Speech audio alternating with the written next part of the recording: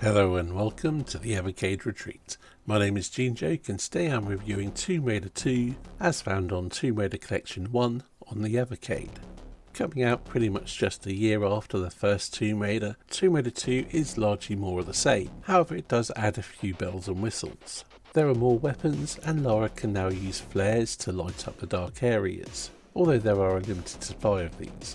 The plot this time revolves around the Dagger of Xi'an, which is the MacGuffin the main plot revolves around. I won't go too deep into the plot, or any deeper than this really, but suffice to say it leads Lara on a globe-trotting adventure, from China to Italy to a sunken wreck and so on and so forth. Once again there's a good variety of locations, which are often used to make for some very interesting puzzles and levels. However, there's also a greater focus on combat in this game, particularly with people with guns, and there's maybe a little bit less animal abuse in this game. In terms of graphics, it is largely the same quality as the first game. I feel some of the environments feel lesser to the first game, particularly early on in the game. The Venice levels aren't really the most exciting looking, but they do the job. I suppose that's a side effect of the limitations of the PS1 hardware. But when it comes to the tombs or the more exotic enclosed locations, I think it exceeds the first game. I certainly found some of the levels a little bit more memorable than the first game. And once again the sound design is very solid, and the music is used to pretty much equal effect, although there is one section where the music seems really out of place. If you get to one of the levels in the Himalayas, we're in a snowcat and this sort of 90s techno music comes in, yeah, it just doesn't fit.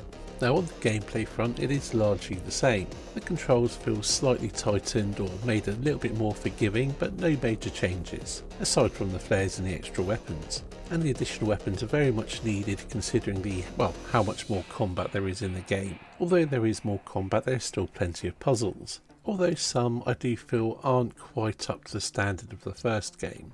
The levels in general do seem a bit larger than in the first game.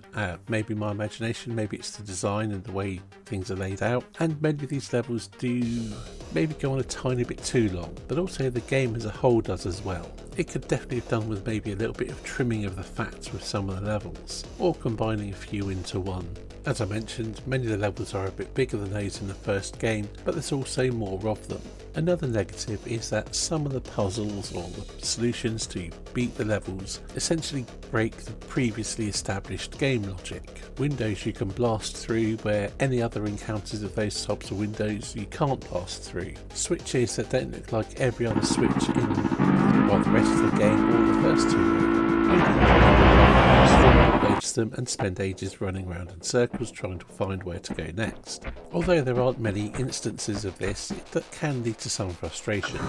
Also there are some falls and jumps that you have to make where you will take damage and it can't be avoided. Combine that with the additional combat and limited amount of health and medical supplies, well, it can lead to some, I won't say no-win situations, but it can certainly be frustrating. And this probably sounds a bit negative, but the fact is it's still a great action-adventure game. All the good elements from the first game are here, with some added bells and whistles and a few more minor annoyances.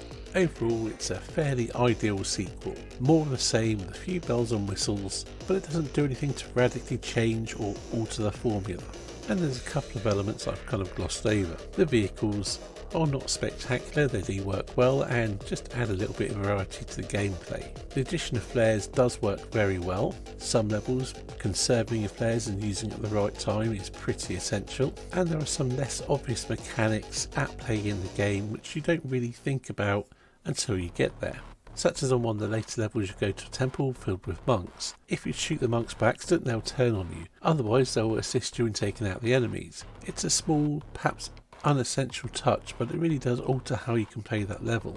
I remember playing it back in the day and had real difficulty getting past that level because I'd shot the monks, saved it, and I was stuck having to fight them all off, and they packed quite a punch. Playing it on the Evercade, this time around I knew not to do that and had a much easier time with it as a result. All in all, it's a rock solid sequel that improves and falters in equal measure. Although it does outstay its welcome a little bit, it is still a very satisfying game to finish.